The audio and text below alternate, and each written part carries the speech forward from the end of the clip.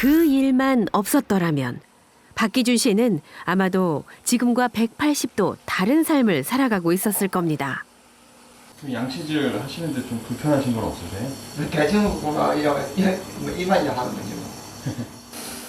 눈썹 사이에 기다란 흉터.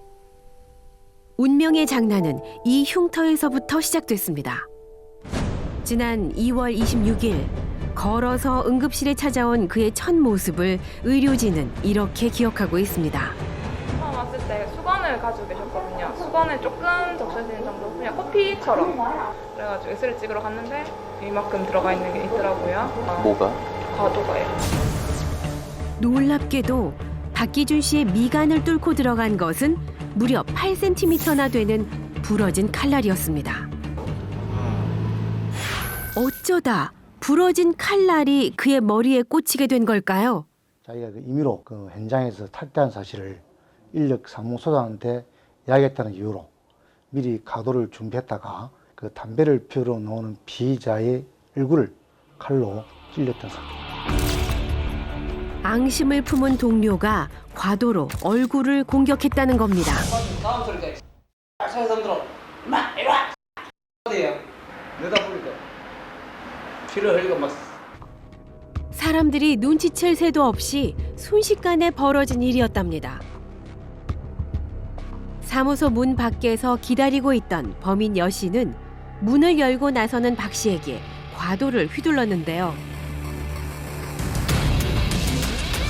순간의 충격으로 칼날은 반으로 부러졌고 나머지 절반이 얼굴에 박혀버린 겁니다. 그런데 앙심을 품고 저질렀다는 범인 여 씨의 범행이 오해에서 비롯됐답니다. 이제 사무소 사장한테 이야기를 했다고 하더라고.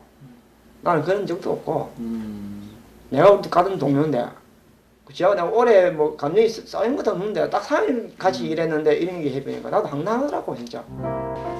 겉으론 멀쩡해 보여도 머리에 칼이 박힌 채 산다는 건 매일 죽음을 떠올려야 하는 일입니다. 평범한 식사 시간도 그에겐 고통이랍니다. 난 전에는 막 이렇게 차라리 썰이는 것도 잘 안 했거든요. 지금 그 입을 크게 못 벌리니까 좀 제가 잘게 썰어갖고 주는 편이거든요. 입을 벌리는 것도 씹는 것도 이토록 힘든 일인 줄 몰랐습니다. 사실 머리에 총알이나 칼날이 박힌 채 수십 년 별 문제 없이 사는 사람들도 있습니다. 하지만 박기준 씨는 칼날이 뇌혈관을 깊게 찌르고 있는 상태여서 섣불리 수술로 뺄 수도 그냥 둘 수도 없는 안타까운 상황인데요. 오늘 딸 선미양이 학교에서 돌아왔습니다. 하루 종일 굳은 표정으로 말이 없던 그가 딸 앞에서 달라집니다. 뇌병변 1급 장애를 갖고 태어난 선미양은 박기준 씨에게 누구보다 예쁜 딸이면서도 아픈 손가락입니다. 아빠는 어떤 사람이에요? 착한 사람, 착한 사람? 왜 착한 사람? 잘해주니까. 딱 처음 들었을 때 어땠어요, 기분이? 마음이 아팠어. 언제 제일 좋아요? 안 아플 때. 아프기 전에도 그리고 지금도 박 씨는 살뜰한 아빠이자 든든한 가장입니다. 그것이 절망적인 상황이지만 그가 나약해질 수 없는 이유입니다.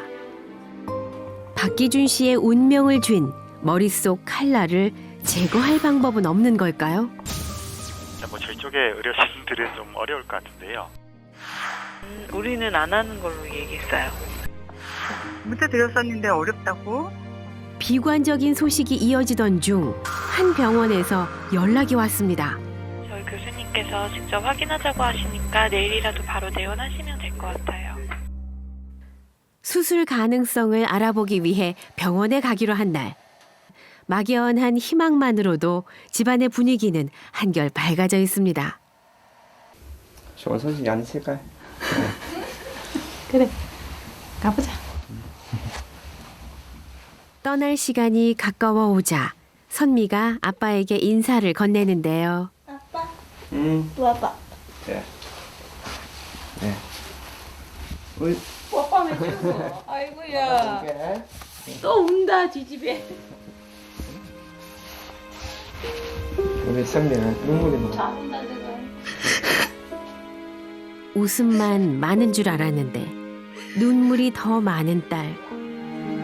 선미의 울음에 먼 길을 떠날 아빠의 마음이 복잡해집니다.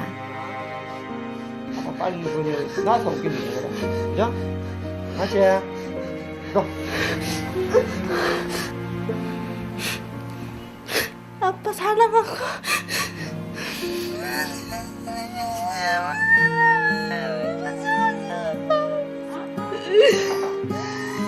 한바탕 눈물바람에도 꼭 전하고 싶었던 한마디. 아빠를 사랑한다는 말입니다. 어쩌면 이 순간 진짜 울고 싶은 사람은 박기준 씨 자신일지도 모릅니다. 모든 것을 그저 운명에 맡기는 수밖에 없다고 마음먹었지만 자꾸 불안해지는 건 어쩔 수 없습니다. 한 달 넘게 박혀있는 머릿속 칼날에 대해 오늘은 확실한 답변을 들을 수 있을까요? 만져지는구나. 손으로 칼날이 만져진답니다. 근데 진짜 그 운이 좋으신 거가 찌른 채로 피가 안 나오고 타결이 박혀 있는 거죠. 수많은 환자들을 만나본 의사도 생전 처음 보는 상황이라는데요. 그분은 이제 칼을 이렇게 빼잖아요.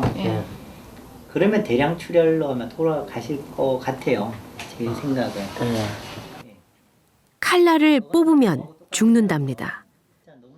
그렇다고 이 상태로 두면 감염 때문에 위험하다는데요. 그러면 이제 이거를 해결할 수 있는 방법은 뭐냐면 제 개인 생각은 모험을 안 하시면 대안이 없으세요. 예. 대안이 없다니까요. 진짜. 지금 아버님도 지금 중풍으로 누워 계시고 어머니도 계시고 실제적으로 뭐 얼굴 보면서 좀 이야기하고 그래야 한번 올라오고 싶은데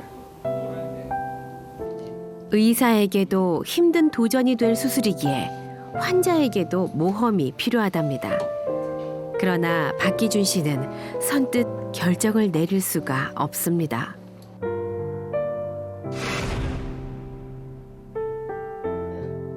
부부의 분위기가 심상치 않습니다. 하시는 일은 어떤 일 하세요? 사고 날 때까지는 일용직에 건설회사 다녔습니다. 그러면 우리 아주머님 앞으로 부채가 있으세요? 예, 약간 있습니다. 예, 한 얼마 정도 있으세요? 그거 꼭 이야기해 줘야 됩니까? 예. 하나 물어보려고 그랬는데 우리 수급자가 언제쯤 되네 얘? 머리에 꽂힌 칼날보다 현실의 문제가 그를 더 아프게 찌릅니다. 부산 느끼지 돈이 없지. 이 산재도 되거든 그냥 산재도 뭐 안 되고 현장에 가서도 한 것도 아니고 그러니까 아무것도 안 되지. 사실 박 씨를 가해한 쪽에서 수술비에 대한 책임을 져야 하지 않을까요? 가해자 여 씨를 직접 만나봐야겠습니다. 박기 선생님께서는 그거 제일 궁금해하세요. 그날 도대체 아침에 왜 그러셨는지. 특별히 뭐 할 말 없어요? 할 말 없다는 말만 남기고 서둘러 돌아서 버립니다. 억울한 피해자 박기준 씨는 대체 어디에 책임을 물어야 하는 걸까요? 그 범죄 행위를 했는 사람이 그 재산을 다 탕진해버리고 없었을 경우에는 설령 그 사람을 잡아서 형사처벌을 한다 하더라도 피해자의 실질적 피해 회복이 안 되는 그런 케이스가 많은데 그런 케이스가 참 어렵고 힘든 케이스죠. 생명을 걸어야 하고 현실을 넘어야 하는 선택. 과연 박 씨는 어떤 선택을 해야 할까요? 어떻게 나왔어요?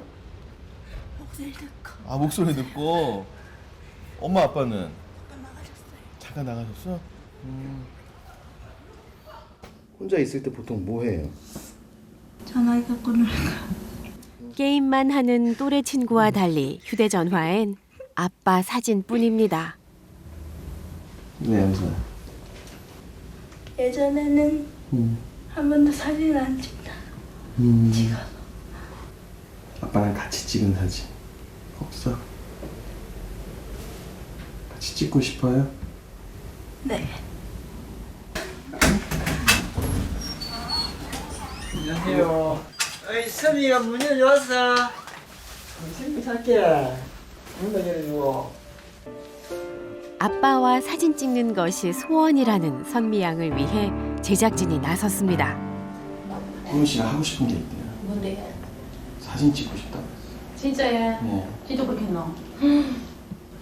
가서 안 찍어줄게. 아니, 몇 번 됐나?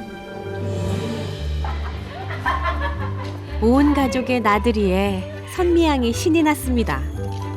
기분이 어떻습니까? 좋아요. 사진이 어떻게 나왔으면 좋겠어요? 웃는 모습을 담았으면 좋겠어요. 하지만 10년 만에 찍는 가족 사진이 아쉽기만 한 박기준 씨. 많이 예쁜데 많이 다니면서 찍어놔시면 참 좋았을 텐데. 수술을 결정한 뒤 그에겐 일상의 모든 것들이 소중하고 특별하게 다가옵니다. 아빠 조금 들어오세요. 조금 들어오세요. 자, 하나, 둘. 어쩌면 다시 돌아오지 못할 그의 마지막 순간일지도 모르기 때문입니다. 시작이 곧 끝이 될 수도 있는 마지막 선택입니다. 이렇게 평생을 살 수 없잖아요. 평생 살 수 없으니까 이제 그걸 택하는 게 안 남겠나. 마음 편안하게 있으면서 이제 기도를 드려야지. 좀 이제 아주 요 제가 할 일이 좀 있다고 아니고 데려가지 말라고. 아이고 맹이 길어서 괜찮으기다. 맹이 길다. 아마 지난 40일 동안 8cm의 부러진 칼날이 그의 생명을 쥐고 흔들었습니다. 운명을 가를 마지막 선택 앞에서 용기 있게 한 걸음 더 나아간 박기준 씨. 당신의 마지막 선택을 온 마음으로 응원합니다.